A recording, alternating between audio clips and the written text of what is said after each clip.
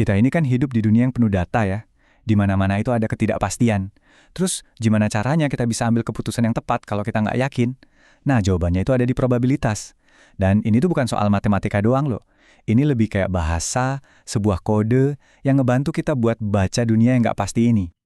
Oke, biar gampang, kita langsung aja ke contoh nyata dari dunia teknologi. Coba bayangin, ada sistem deteksi penipuan yang katanya akurasinya 99%. Keren banget kan? Nah, pas sistem itu ngasih peringatan, intuisi kita langsung bilang, wah ini pasti penipuan. Tapi, beneran sesimpel itu nggak sih? Jawabannya, dan ini nih yang sering bikin kaget, peluangnya itu di bawah 10%. Serius, Anda nggak salah dengar. Ini tuh contoh klasik banget di mana intuisi kita suka meleset jauh soal probabilitas. Ada istilahnya namanya Bayes rate fallacy atau kekeliruan tingkat dasar. Nah loh, kok bisa gitu ya? Nah, buat pencarian teka-teki ini, kita nggak bisa cuma ngandelin perasaan doang. Kita butuh aturan mainnya, semacam kerangka berpikir logis buat ngadepin ketidakpastian. Jadi, kuncinya tuh di sini. Masalahnya itu bukan di akurasi sistemnya. Bayangin aja kayak nyari jarum di tumpukan jerami. Sekalipun kita punya detektor logam paling canggih, yang bakal sering kita temuin ya jerami, bukan jarumnya. Penipuan itu kan kejadian langka. Jadi sistem kita yang akurasinya 99% itu tetap aja bakal lebih sering salah teriak ada penipuan padahal nggak ada. Oke, sekarang kita bangun fondasinya dulu ya. Biar benar-benar paham, kita perlu semacam tata bahasa untuk ngomongin ketidakpastian. Kita bakal bedah beberapa aturan dasar yang jadi landasan semua pemikiran logis soal peluang. Semuanya itu dimulai dari sini, ruang sampel. Gampangnya, ini tuh daftar semua kemungkinan hasil yang bisa terjadi. Jadi, sebelum kita ngitung-ngitung peluang, kita harus tahu dulu pilihannya apa aja sih? Nah, setelah kita tahu semua kemungkinannya, baru kita fokus ke hasil yang kita mau tahu. Inilah disebut kejadian. Jadi ini bisa satu hasil spesifik atau sekumpulan hasil yang mau kita ukur peluangnya. Sekarang, kita masuk ke inti logikanya nih. Percaya nggak? Seluruh teori probabilitas yang canggih itu ternyata cuma dibangun di atas 3 aturan super sederhana. Aturan ini nggak bisa ditawar-tawar, dan inilah yang bikin semua perhitungan kita jadi konsisten dan masuk akal. Aturan pertama, gampang banget. Peluang sesuatu terjadi itu bisa aja nol, artinya mustahil, tapi nggak mungkin minus. Ya iyalah, mana ada peluang negatif kan? Aturan kedua ini kayak ngasih patokan. Kalau semua peluang dari semua kemungkinan yang ada kita jumlahin, totalnya itu harus pas 1. 1 itu artinya pasti. Gampangnya ya pasti ada sesuatu yang terjadi kan? Nggak mungkin nggak ada hasil sama sekali. Dan yang ketiga, ini nih yang bikin kita bisa ngitung. Aturannya bilang, kalau ada 2 kejadian yang nggak mungkin terjadi barengan, peluangnya tinggal ditambahin aja. Contohnya, waktu lempar dadu kan nggak mungkin keluar angka 2 dan 4 barengan. Jadi peluang dapat 2 kali atau 4, ya tinggal peluang dapat 2 ditambah peluang dapat 4. Simpel. Oke, tata bahasanya udah siap. Sekarang kita balik lagi ke kasus deteksi penipuan tadi. Kita bakal kenalan sama satu alat canggih yang bisa bantu kita update keyakinan kita secara logis setiap kali ada bukti baru. Nah, ini dia. Alatnya, Teorema Bayes. Dengar namanya jangan langsung pusing ya. Ini bukan sekedar rumus matematika yang ribet.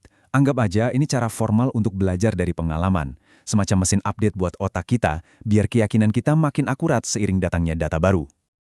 Yuk, kita bedah kasus kita pakai ini. Pertama, prior. Seberapa sering sih penipuan terjadi?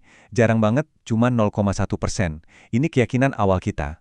Terus kedua, bukti. Tiba-tiba alarm bunyi. Nah, ini data baru kita. Ketiga, likelihood. Seberapa jago alarm ini? Katanya 99% akurat. Oke, terakhir, posterior. Setelah kita gabungin semua itu, hasilnya apa? Ternyata peluangnya tetap kecil. Kenapa? Karena titik start kita, si prior tadi, itu udah super rendah. Jadi meskipun buktinya kelihatannya kuat, susah banget buat ngelawan fakta bahwa penipuan itu sendiri emang kejadian yang langka banget. Oke, teorema Bayes itu keren banget buat satu kejadian. Tapi gimana kalau sistemnya harus ngurusin jutaan kejadian tiap hari? Kayak di A/B testing misalnya. Yuk, kita coba naikin levelnya. Kita lihat gimana kepastian itu bisa muncul dari lautan data yang kelihatannya acak. Coba deh, lihat ini. Bayangin kita bikin A/B test, tapi sampelnya dikit, cuma 100 orang. Hasilnya acak-acakan banget kan? Susah banget buat nentuin mana versi yang lebih bagus. Kelihatannya kayak, ya cuma untung-untungan aja.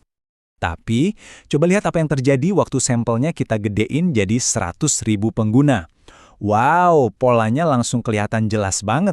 Nah, inilah yang disebut hukum bilangan besar. Intinya, Kalau datanya makin banyak, rata-ratanya bakal makin stabil dan nunjukin hasil yang sebenarnya. Yang tadinya acak, sekarang jadi pasti. Inilah kenapa A/B testing itu butuh data yang banyak banget. Oke, jadi rata-ratanya jadi stabil. Sip. Tapi gimana dengan variasinya? Maksudnya sebaran datanya di sekitar rata-rata itu kayak gimana? Nah, pertanyaan ini ngebawa kita ke satu teorema keren lainnya. Dan inilah dia keajaiban dari teorema limit pusat. Teorema ini yang ngejelasin kenapa kurva lonceng yang ikonik itu ada di mana-mana. Coba pikirin deh, kecepatan loading website. Itu kan hasil dari banyak banget faktor kecil. Koneksi internet, server lagi sibuk apa enggak, kodenya efisien atau enggak. Nah, waktu kita gabungin banyak banget faktor acak yang kecil-kecil ini, hasilnya, distribusinya hampir selalu ngebentuk kurva lonceng. Keren kan?